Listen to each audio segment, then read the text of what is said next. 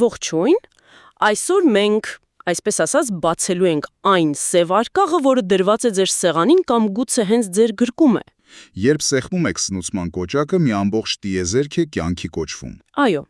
ու մենք կտեսնենք, թե ինչպես է այդ սարքի ուղեղը, պրոցեսորը, վայրկյանում միլիարդավոր որոշումներ կայացնում,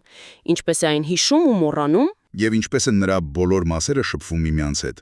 Եվ մենք դա կանենք հիմնվելով այնպիսի հիմնարար աշխատությունների վրա, ինչպիսին է Էնդրյու Տանենբաումի գիրքը, բայց կփորձենք խուսափել դասախոսական տոնից։ Պատկերացրեք, որ մենք փոքրանում ենք ու ներսից զբոսնում դրա թվային քաղաքի փողոցներով։ Հիանալի միտք է։ Դե ինչ, որտեղից է սկսվում այդ քաղաքը։ Որն է նրա, ասենք, կենտրոնական հրապարակը։ Կենտրոնական հրապարակը դե անկասկած պրոցեսորն է, CPU-ն։ Այն միացված է հիշողությանը եւ մնացած բոլոր սարքերին հատուկ մայրուղիների միջոցով։ Կապուղիների։ Հայո, կապուղիների։ Բայց այս ամենի կարգ ու կանոնի համար պատասխանատու է, այսպես ասած, քաղաքապետը, օպերացիոն համակարգը։ Հենց նա է որոշում, ով ինչով պետք է զբաղվի եւ երբ։ Լավ, եկեք խոսենք հենց այդ ուղեղի պրոցեսորի մասին։ Ես լսել եմ ինչ-որ ընտրել, ապակոդավորել, կատարել ցիկլի մասին։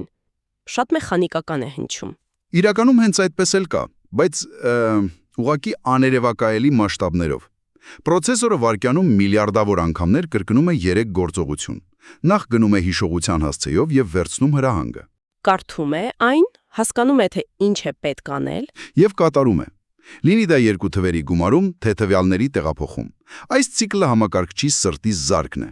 Եվ որպեսզի այս ամենը արագ լինի, երևի պրոցեսորին պետք է շատ արագ հասանելիություն դեպի ամենակարևոր տվյալները։ Ճիշտ այդպես։ Դրա համար պրոցեսորն ունի իր սեփական գերարագ գրպանները, ռեգիստրերները։ Դրանք շատ փոքր են, բայց անմիջապես հասանելի։ Օրինակներ կան։ Ամենակարևորներից մեկը ծրագրային հաշվիչն է։ Այն միշտ պահում է հաջորդ հրահանգի հասցեն, որ պրոցեսորը չմոլորվի։ Մեկ այլ կարևոր ռեգիստր, PSW-ն, ցույց է տալիս, թե ինչ ռեժիմում է այն աշխատում այդ պահին։ Մի րոպե, սա միշտ ինձ տարօրինակ է թվացել։ Ինչ է նշանակում պրոցեսորն աշխատում է տարբեր ռեժիմներում։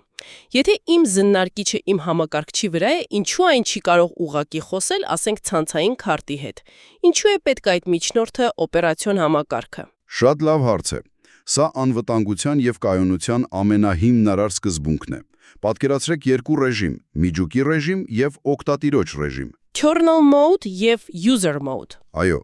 միջուկի ռեժիմում աշխատում են միայն օպերացիոն համակարգը եւ ունի լիակատար իշխանություն, իսկ օգտատիրոջ ռեժիմում աշխատում են ձեր բոլոր ծրագրերը՝ զննարկիչը, խաղերը։ Այսինքն նրանք գտնվում են ավազախցում։ Բացարձակապես։ Նրանք չեն կարող վնասել համակարգը։ Երբ դուք սեղմում եք պահպանել, ձեր ծրագիրը ոչ թե ինքն է գրում կոշտ սկավառակի վրա, այլ դիմում է օպերացիոն համակարգին։ Սա կոչվում է համակարգային կանչ։ Եվ այդ պահին պրոցեսորը անցնում է միջուկի ռեժիմի։ Վայրկյանապես օպերացիոն համակարգը կատարում է խնդրանքը եւ անմիջապես վերադարձնում կառավարումը ծրագրին արդեն նորից անվտանգ օգտատիրոջ ռեժիմում։ Այսինքն, եթե իմ զննարկիչը, այսպես ասած, խելագարվի, այն չի կարող ջնջել իմ համակարգչի բոլոր ֆայլերը։ Ճիշտ եք։ Այն կարող է փչացնել միայն իր սեփական խաղահրապարակը։ Դրա համար էլ մեկ ծրագրի խափանումը սովորաբար չի կործանում ամբողջ համակարգիչը։ Լավ, հասկանալի է։ Բայց վերադառնանք հարագությանը։ 2000-ականների սկզբին կարծես թե մենք հասանք մի սահմանի, երբ պրոցեսորները պարզապես այլևս չէին կարող ավելի արագանալ, առանց հալվելու։ Ինչպես լուծվեց այդ խնդիրը։ Սա մեզ բերում է ժամանակակից պրոցեսորների 2 հիմնական հնարակներին։ Առաջինը փոխակրիչն է կամ pipeline-ը։ Մեքենամեկին հանեկման գիծ։ Հենց այդպես։ Շատ լավ անալոգիա է։ Մի հրահանգը բաժանվում է փուլերի՝ վերցնել, ապակոդավորել, կատարել։ Փոխակրիչի շնորհիվ մինչ մի հրահանգ կատարման փուլում է, Հաջորդն արդեն ապակոդավորվում է, իսկ երրորդը բեռնվում։ այո, միաժամանակ մի քանի հրահանգներ գտնվում են մշակման տարբեր փուլերում։ Իսկ սուպերսկալար ճարտարապետությունը, որի մասին նշում է Տանենբաումը։ Դա նույնիսկ ավելի առաջ է գնում։ Եթե փոխակրիչը 1 հավաքման գիծ է, ապա սուպերսկալար պրոցեսորն ունի մի քանի այդպիսի զուգահեռ գծեր։ Ահա, սա մեզ բերում է բազմամիջուկ եւ բազմահոսք հասկացություններին։ Շատերը կարծում են, որ դրանք նույնն են։ Բայց դրանք տարբեր խնդիրներ են լուծում։ Բազմամիջուկ, այսինքն multi-core, նշանակում է եկեք մեկ մեքենայի մեջ մի քանի շարժիչ տնենք։ Մեկ չիպի վրա ֆիզիկապես տեղադրված է մի քանի անկախ պրոցեսոր։ Իսկական զուգահեռություն։ Այո, Ձեր համակարգիչը կարող է մի միջուկով տեսանյութ մշակել, իսկ մյուսով թույլ տալ ձեզ հանգիստ զնել համացանցը։ Իսկ բազմահոսքայինությունը կամ hyperthreading-ը Այստեղ խնդիրն այլ է։ Ինժեներները նկատեցին, որ նույնիսկ այդ հազոր միջուկը երբեմն ստիպված է կանգ առնել։ Օրինակ, սպասել մինչև տվյալները հասնեն դանդաղ հիշողությունից։ եւ այդ նանովայրկյանները կորուստ են, Թանկարժեք ժամանակի կորուստ։ Hyperthreading-ը խորամանկ հնարք է, որը թույլ է տալիս մեկ ֆիզիկական միջուկին այդ սպասման պահերին աշխատել երկրորդ առաջադրանքի վրա։ Այն կարծես ժոնգլյոր լինի։ Այսպիսով մենք ունենք այս աներևակայելի արագ պրոցեսորները, բայց այստեղ մի մեծ բայց կա։ Այդ ողջ արագությունն անիմաստ է, եթե պրոցեսորը ստիպված է անընդհատ սպասել տվյալների։ Սա մեզ դերում է հիշողության խնդրին։ Ճիշտ եք։ Դրա համար էլ ժամանակակից համակարգիչներում հիշողությունը մեկ միատարր բան չէ, այլ մի ամբողջ հիերարխիա է։ Արագության բուրգ։ Շատ լավ։ Եկեք կառուցենք այդ բուրգը վերևից ներքեր։ Գագաթին, ինչպես հասկացա, ռեգիստրներն են։ Այո, պրոցեսորի սեփական գրպանները։ Դրանցից ներքև քեշ հիշողությունը կամ քեշը։ Այո, գերարագ հիշողություն հենց պրոցեսորի չիպի վրա։ Պատկերացրեք, դուք աշխատում եք գրասեղանի վրա։ Քեշը այն թղթերն են, որոնք հենց ձեր ձեռքի տակ են։ Եվ երբ պրոցեսորին տվյալ է պետք, այն նախ նայում է քեշում։ Ճիշտ այդպես։ Եթե գտնում է, դա կոչվում է cache hit, եւ ամեն ինչ շատ արագ է։ Իսկ եթե չի գտնում, Դա կոչվում է cache miss, եւ դա փոքրիկ աղետ է։ Պրոցեսորը ստիպված է դիմել բուրգի հաջորդ, շատ ավելի դանդաղ մակարդակին։ այսինքն պետք է վեր կենալ, գնալ գրադարակ եւ այնտեղից գտնել պետքական թուղթը։ Հրաշալի անալոգիա է։ Եվ այդ գործողությունը տասնյակ, նույնիսկ հարյուրավոր անգամներ ավելի դանդաղ է։ Իսկ այդ գրադարակը հենց օպերատիվ հիշողությունն է կամ RAM-ը։ Ճիշտ այդպես։ RAM-ը համակարգի հիմնական աշխատանքային դաշտն է։ Այնտեղ են գտնվում բոլոր աշխատող ծրագրերը, բայց այն մի մեծ թերություն ունի՝ հոսանքից կախյալ է։ Անջատեցիր հոսանքը եւ ամեն ինչ մոռացավ։ Այո, կարծես ամնեզիա ունենա։ Բայց ես կարող եմ իմ համակարգչի վրա բացել տասնյակ ծրագրեր, նույնիսկ եթե իմ RAM-ը այդքան էլ մեծ չէ։ Այստեղ է գործի մտնում վիրտուալ հիշողությունը։ Սա թերևս օպերացիոն համակարգերի ամենահանճարեղ հնարքն է։ Պատկերացրեք ձեր գրասեղանը, այսինքն RAM-ը, փոքր է, բայց դուք ունեք հսկայական պահարան, կոշտ սկավառակը։ Հասկանալի է։ Ձեր օգնականը օպերացիոն համակարգը։ Ձեր սեղանին է դնում միայն այն թղթերը, որոնց եք ակտիվ աշխատում եք։ Երբ ձեզ պետք է գալիս մի թուղթ պահարանից, նա արագ բերում է այն։ Դրա փոխարեն պահարան տանելով այն թղթերը, որոնց վաղուց ձեռք չեք տվել։ Եվ ես որպես օգտատեր նույնիսկ չեմ նկատում այդ փոխանակումները։ Ճիշտ այդպես։ Ձեզ թվում է, թե դուք ունեք անverջ մեծ սեղան։ Հիանալի է։ Այժմ եկեք իջնենք բուրգի հիմքին։ Դասական կոշտ սկավառակներ, HDD-ներ։ HDD-ները դե մեխանիկական սարքեր են։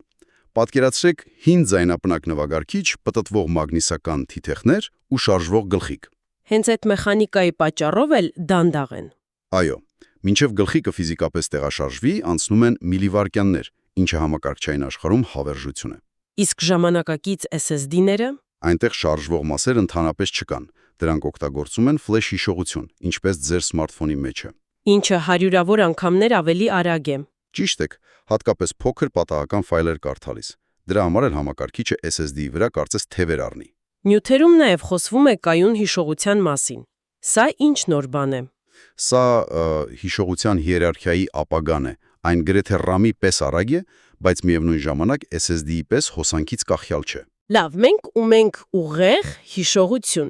Իսկ ինչպես են այս բոլոր բաղադրիչները եւ արտաքին սարքերը ստեղնաշարը մկնիկը շփվում միմյանց հետ։ Դե յուրաքանչյուր սարք ունի իր սեփական փոքրիկ ուղեղը, վերահսկիչը, իսկ օպերացիոն համակարգը դրա հետ շփվում է դրայվերի միջոցով, բայց տվյալների փոխանցման եղանակներն են ամենահետաքրքիրը։ Լսում եմ։ Եկեք մի անալոգիա օգտագործենք։ Պատկերացրեք դուք մենեջեր եք, այսինքն պրոցեսորը, եւ ձեզ պետք է հաշվետվություն ձեր աշխատակցից, սարքից։ Լավ, ինչպես կարող եմ ստանալ այդ հաշվետվությունը։ Ամենավատ տարբերակը կոչվում է busy waiting։ Դուք կանգնում եք աշխատակցի գլխին եւ ամեն վայրկյան հարցնում. «Պատրաստ է»։ Հիմա պատրաստ է։ Եվ այդ ընթացքում ոչ մի այլ գործ չեմ կարողանում անել։ Անարդյունավետ է։ Աներևակայելի։ Երկրորդ, ավելի խելացի եղանակը ընդհատումներն են, կամ interrupts-ը։ Այսինքն ես տալիս եմ առաջադրանքը եւ գնում իմ գործերով, երբ նա ավարտում է, գալիս եւ թակում է իմ ուսին։ Ճիշտ այդպես։ Սա շատ ավելի արդյունավետ է։ Բայց ինչ անել, եթե պետք է տեղափոխել հսկայական փաստաթուղթ։ Ես չեմ ուզում, որ նա ամեն էջը բերելիս թաքի իմ ուսին։ Այդ դեպքի համար գոյություն ունի երրորդ եւ ամենաարդյունավետ եղանակը՝ ուղիղ մուտք դեպի հիշողություն կամ DMA։ Այստեղ ես վարձում եմ սուրհանդակի։ Այո, դուք վարձում եք սուրհանդակ, DMA վերահսկիչ եւ ասում. այս ամբողջ կապոցը տեղափոխիր եւ ինձ տեղյակ պայի միայն այն ժամանակ, երբ ամբողջ աշխատանքն ավարտված լինի։ Սա պրոցեսորին լրիվ ազատում է ռուտինայից։ Իսկ որ ճանապարհներով են այդ սուրհանդակները շարժվում։ Դրանք կապուղիներն են։ Եթե հին համակարգիչները նման էին մեկ փողոց ունեցող գյուղի, ապա ժամանակակից համակարգիչը մեգապոլիս է։ Ամենակարևորներից է PCAA-ն, որը գերարագ միացումներ է ապահովում տեսակարտի կամ SSD-ների համար։ Իսկ USB-ն էլ արտաքին սարքերի համար։ Այո, մեծամասնության համար։ Եվ վերջապես հասանք ամենասկզբին։ Ինչ է տեղի ունենում այն վայրկյանին, երբ մենք սեղմում ենք սնուցման կոճակը։ Ինչպես է համակարգիչն արթնանում։ Փոխծրագիր որոնվածը։ Firmware-ը։ Հին համակարգիչներում դա BIOS-ն էր, իսկ հիմա UEFI-ը։ Ճիշտ եք։ Լսել եմ այդ անունները, բայց ո՞րն է սկզբունքային տարբերությունը։ BIOS-ը շատ հին ու պարզունակ է։ Այն կարծես մի դռնապան լինի, որը միայն մի բան գիտի անել՝ կարդալ սկավառակի ամենաառաջին հատվածը MBR-ը եւ կառավարումը փոխանցել այնտեղ գրված ծրագրին։ Նա նույնիսկ չի հասկանում, թե ինչ է ֆայլը։ Բացարձակապես։ UEFI-ը մյուս կողմից ինքնին փոքր օպերացիոն համակարգ է։ Այն ունի գրաֆիկական ինտերֆեյս, հասկանում է ֆայլային համակարգեր։ Եվ աջակցում է հսկայական սկավառակների։ Այո։ UEFI-ը փնտրում է հատուկ բաժին, գտնում է այնտեղ անհրաժեշտ բեռնավորիչը, որն էլ իր հերթին օպերատիվ հիշողություն է բեռնում ձեր օպերացիոն համակարգի միջուկը։ Եվ սկսվում է բուն արթնացումը։ Այսպիսով, եկեք ամփոփենք։ Մենք սկսեցինք պրոցեսորի միկրոսկոպիկ աշխարհից, բարձրացանք հիշողության բուրգով, հասկացանք, թե ինչպես են օպերացիոն համակարգերը մեզ խաբում վիրտուալ հիշողության միջոցով։ Եվ ուսումնասիրեցինք այն մայրուղիները, որոնք այս ամենը կապում են իրար։ Փաստորեն, համակարգիչը ոչ թե մեկ մոնոլիթ սարք է, այլ բազմաթիվ բաղադրիչների բարդ ու ներդաշնակ նվագախումբ։ Ճիշտ է։ Ու այս նվագախմբի դիրիժորը օպերացիոն համակարգն է։ Մենք տեսնում ենք միայն պարզ ինտերֆեյսը, բայց դրա տակ թաքնված է ինժեներական մտքի տասնամյակների զարգացումը։ Եվ վերջում մի հարց մտորելու համար։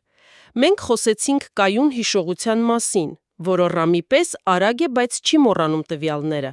Հիմա պատկերացրեք, եթե ձեր համակարգչի ողջ հիշողությունը դառնար այդպիսին։ Ինչպես դա կփոխեր համակարգիչը միացնելու կամ ֆայլը պահպանելու գաղափարները։